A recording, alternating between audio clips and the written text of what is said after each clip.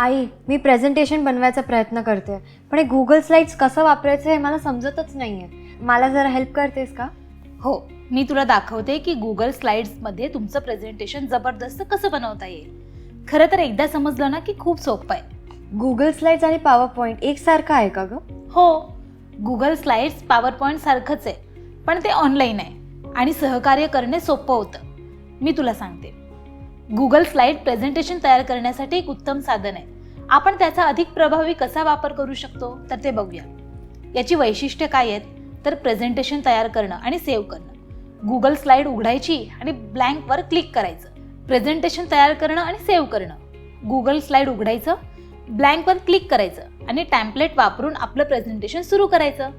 तुमचं सर्व काम गुगल स्लाइडमध्ये आपोआप सेव्ह होतं, त्यामुळे काही हरवण्याची चिंता नाही. तुम्ही ते PPTX किंवा PDF स्वरूपात सुद्धा सेव्ह करू शकता. आता टेक्स्ट जोडणं आणि फॉर्मॅटिंग करणं. टेक्स्ट जोडण्यासाठी एक टेक्स्ट बॉक्सवर क्लिक करायचं आणि तुमची माहिती टाकायची. तुम्ही फॉन्ट, आकार, रंग आणि स्टाईल बदलू शकता. उदाहरणार्थ तर तुमच्या शीर्षकाला मोठं आणि बोल्ड करायचंय आणि महत्त्व दर्शवण्यासाठी फॉन्टचा रंग बदलायचा आहे. लेआउट्स आणि मास्टर स्लाइड्स वापरणे.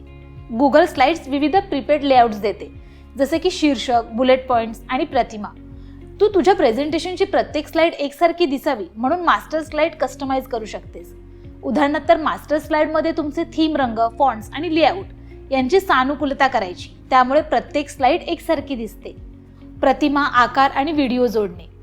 इन्सर्ट मेनूचा वापर करून प्रतिमा, आकार, चार्ट्स आणि व्हिडिओ तुमच्या प्रेझेंटेशनमध्ये जोडायचे.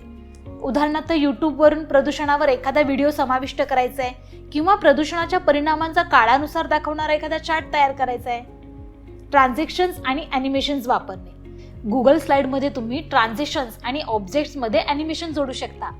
उदाहरणार्थ तर स्लाइडमध्ये फेड ट्रान्झॅक्शन्स जोडू शकता किंवा टेक्स्टला एक एक करून प्रस्तुत करण्यासाठी ॲनिमेट करू शकता. टिपण्या आणि सहकार्य वापरणे. गुगल स्लाइडमध्ये तुम्ही रिअल टाईममध्ये सहकार्य करू शकता, टिपण्या जोडू शकता आणि इतरांनी केलेले बदल ट्रॅक करू शकता. तुम्ही सादरीकरण सुधारण्यासाठी सूचनाही देऊ शकता.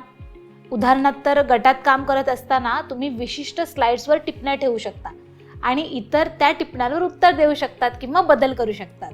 प्रेझेंट करणं आणि सामायिकरण.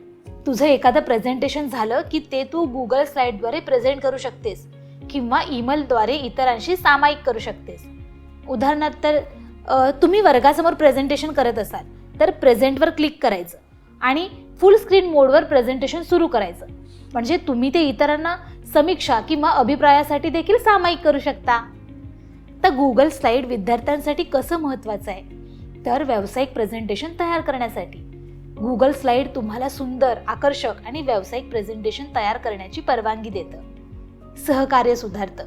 रिअल टाईम सहकार्य आपापल्या गट सदस्यांसोबत आणि शिक्षकांसोबत अधिक कार्यक्षमपणे काम करण्यास मदत करतं. सर्जनशीलतेला चालना देतं. म्हणजे ॲनिमेशन्स, ट्रान्झॅक्शन्स आणि विविध मीडिया इन्सर्ट करण्याच्या वैशिष्ट्यांसोबत आपल्याला आकर्षक प्रेझेंटेशन तयार करता येतात. भविष्यातील कामासाठी तयार करतं. म्हणजेच गुगल स्लाइड्स कार्यस्थळावर विचार सादर करण्यासाठी मोठ्या प्रमाणावर वापरलं जातं आणि त्याचा वापर शिकणे भविष्यातील प्रकल्पासाठी खूप उपयुक्त ठरू शकतं.